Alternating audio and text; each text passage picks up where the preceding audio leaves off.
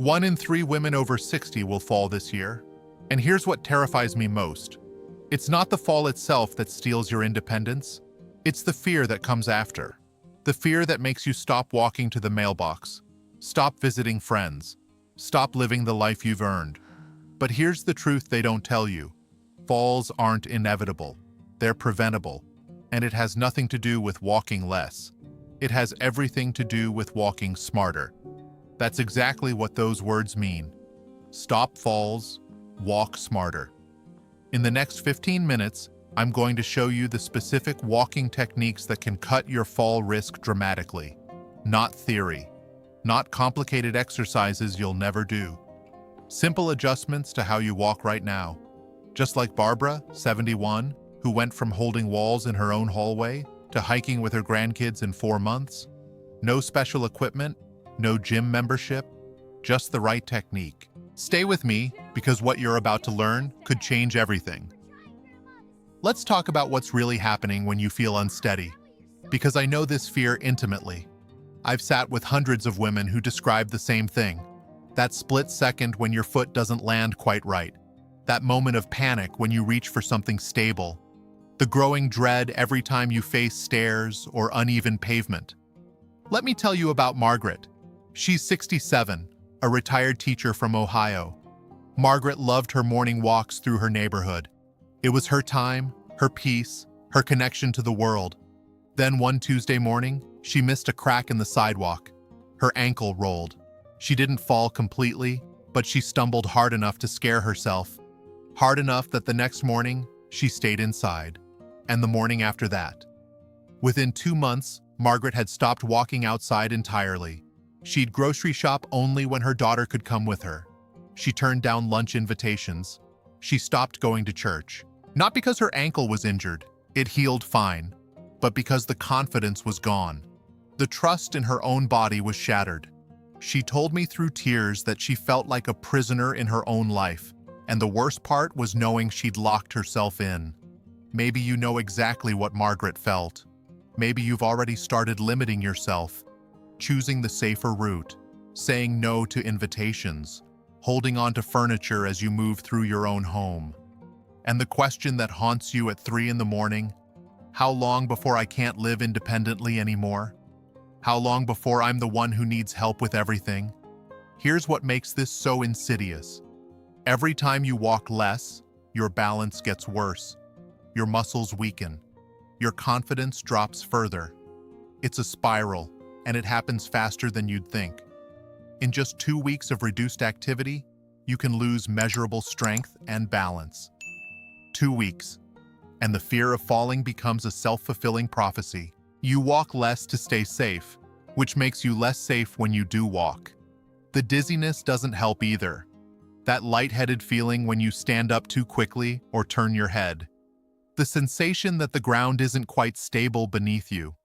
Some days are better than others, but you never know which kind of day you're having until you're already up and moving.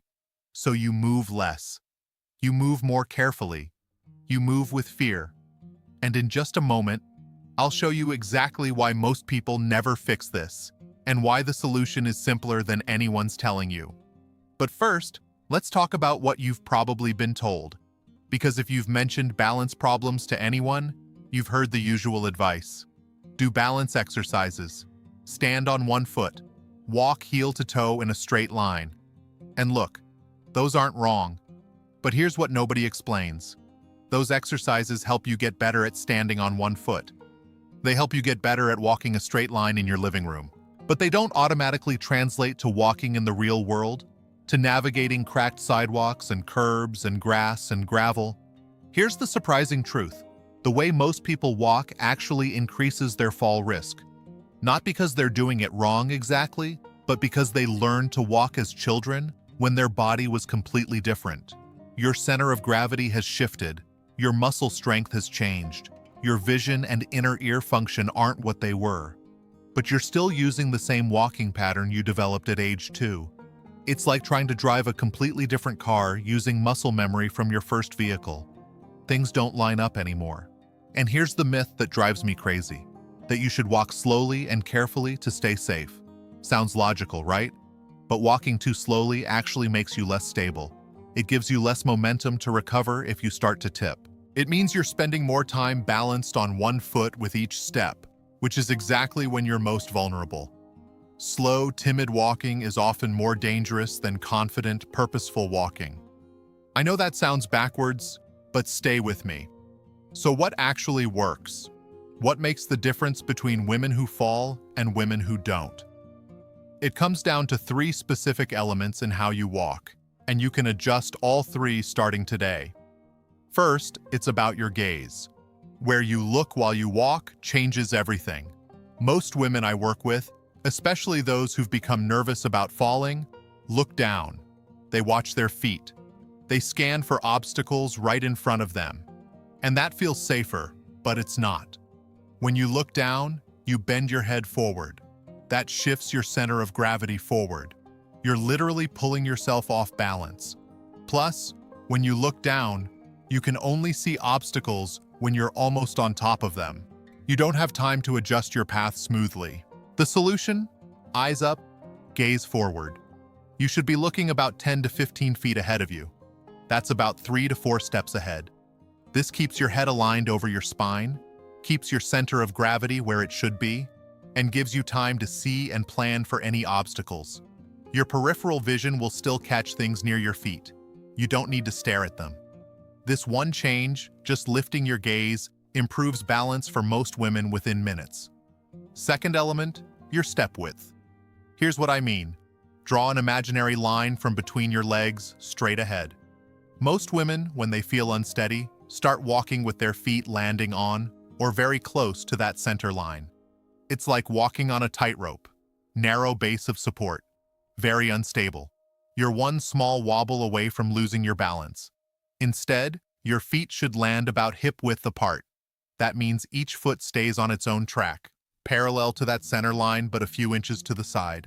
This gives you a wider base of support, more stability. Think of it like the difference between standing with your feet together versus standing with them shoulder-width apart. Which feels more stable? Same principle applies to walking. Let me tell you about Patricia, 69. Patricia came to me after her second fall in 6 months. Nothing broken, thank goodness, but she was terrified. When I watched her walk, everything was tight and careful. Feet landing almost in a straight line. Eyes locked on the ground, taking tiny, shuffling steps. She thought she was being safe. I showed her these 2 changes. Eyes up, feet hip-width apart. The difference was immediate. She looked more stable. She felt more stable. Within 3 weeks of practicing this new pattern, her confidence transformed. She told me it was like someone had turned a light on. Suddenly, walking didn't feel like navigating a minefield. It felt natural again. She's back to her morning walks now, plus she started volunteering at the animal shelter, which requires a lot of walking, and she'd given up because she was too nervous. Quick note, if you want all of this laid out for you step by step, I put together a complete guide called the Steady Steps Program for Women Over 60. Everything you need in one place. Check the pinned comment below and grab it. Third element, your heel strike and push off. This is where the power comes from. Every step has 2 critical moments. When your heel touches down and when your toes push off. Most women who are nervous about falling start to shuffle. Their feet barely leave the ground. They land flat-footed instead of heel first, and there's almost no push-off from the toes. Again, it feels safer, less chance of tripping, but shuffling means you have no momentum, no power. You're barely moving your center of gravity forward, which paradoxically makes you easier to knock off balance. Proper walking means a clear heel strike. Your heel touches the ground first, then you roll through the foot, and finally push off firmly from your toes. That push-off is crucial. That's what propels you forward. That's what gives you the momentum that actually helps you stay upright. Think of momentum as your friend, not your enemy. A bicycle is easier to balance when it's moving than when it's standing still. Your body works the same way. Now, I know what some of you are thinking. This sounds great, but what about when I actually feel dizzy? What about stairs? What about walking on grass or gravel where the surface is unpredictable? Fair questions. Let's address them. For dizziness, The key is the transition. Most dizziness happens when you change position. Lying to sitting, sitting to standing. The blood pressure adjustment doesn't quite keep up, and you feel lightheaded. The solution isn't to move through these transitions faster or slower, it's to pause at the midpoint. When you stand up from sitting, stand up in 2 stages. Come to the edge of your chair, plant your feet firmly, then stand, but pause for 3 full seconds before you start walking. Let your body adjust. Those 3 seconds are the difference between steady and dizzy for most women. For stairs, the technique is slightly different but just as important. Going up, lead with your stronger leg. Step up with power. Bring the other foot to meet it if you need to. Use the handrail, but use it for balance, not to pull yourself up. Your legs should do the work. Going down, lead with your weaker leg. That way your stronger leg is controlling the descent. Still use the rail. And here's the key. Look at where you're going, not at your feet. Look at the bottom of the stairs when you're going down. This keeps your head up and your balance centered. For uneven surfaces, you need to practice something called dynamic balance. That's balance while moving, while adjusting. And here's the best way to practice. Varied surface walking. If you've been sticking to smooth, flat surfaces because they feel safer, you're actually making yourself less capable of handling anything else. Your body needs practice with variation. Start small. Walk on your lawn, not just your sidewalk. Find a park path that's packed dirt or gravel, not paved. Your feet and ankles and core muscles will start adapting. They'll get better at making tiny adjustments automatically, but you have to give them the chance to practice. Let me give you the practical steps to start applying this today, because knowing what to do means nothing if you don't know how to begin. Step 1. Practice the gaze change right now. Stand up, walk to another room in your house, force yourself to look ahead, not down. It will feel strange at first. You might feel less safe initially. That's normal. Your brain is used to the old pattern. Give it a week of conscious practice. Every time you walk, remind yourself, eyes up, look ahead. It will become automatic. Step 2. Check your step width. This one helps to practice with a line. Use a line in your floor tiles or put down a piece of tape in a hallway. Walk alongside it. Make sure your feet are landing a few inches on either side of the line, not on it. If you notice you're walking a tightrope pattern, consciously widen your stance. Hip width apart. Practice this daily until it feels natural. Most women need about 2 weeks for this to become habit. Step 3. Work on your heel-toe pattern. This is easiest to practice in shoes with a bit of structure, not slippers. Walk slowly at first so you can really feel each part of the step. Heel touches down. Roll through the middle of the foot. Push off from the toes. Heel, roll, push. Heel, roll, push. Make it deliberate until the rhythm comes back. Step 4. Start varying your surfaces. Once or twice a week, walk somewhere that's not perfectly flat and smooth. If you're nervous, have someone with you at first, but expose your body to the challenge. That's how it adapts. That's how it gets stronger and more responsive. Step 5. Address the transitions. Every time you stand up, pause for 3 seconds before walking. Every single time. Make it a non-negotiable rule. This one habit prevents so many dizzy spells and stumbles. Now, I know the fear is real. You're worried that trying something new might actually be when you fall. You're worried about looking silly practicing these techniques. You're worried it won't work for you because maybe your balance is just too far gone. Let me tell you about Dorothy. She's 73. Dorothy hadn't walked outside her apartment without her walker in over a year. She was convinced her balance was permanently broken. We started with these exact techniques, practicing in her hallway. Just the gaze change and step width at first. Within a month, she was walking her hallway without the walker, using the wall only occasionally for reassurance. Within 3 months, she walked to her mailbox and back, no walker. She cried when she told me about it. Not because it was a huge distance, but because she'd gotten a piece of herself back. A piece she thought was gone forever. Here's what I need you to understand. Right now, you're at a choice point. You can keep walking the way you've been walking, with the fear and the limitations and the slow shrinking of your world. Or you can make these changes, small, specific, actionable changes that address the real problem. Because the fear of falling isn't just about the physical injury, is it? It's about what falling represents. It's the first domino. It's the beginning of dependence. It's the loss of freedom.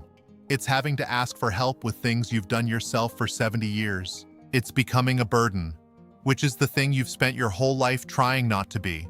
But here's the other future, the one where you walk with confidence again, where you say yes to invitations instead of making excuses, where you don't map out every outing based on where you can sit down or hold on, where you trust your body again, where your grandkids see you as the strong, capable woman you are, not the fragile one they worry about, where you keep your independence not just this year, but for all the years ahead.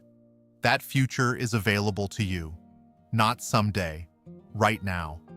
With these techniques, with consistent practice, with the decision to stop letting fear make your choices for you.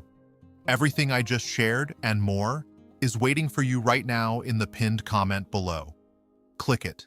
Get the complete guide, because your steady, confident, independent life is worth 15 minutes of your attention today.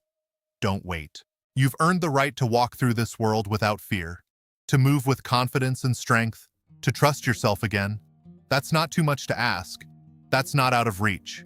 It starts with one step, one conscious, intentional, properly aligned step, and then another, and another, until walking smarter isn't something you think about. It's just who you are. You've got this.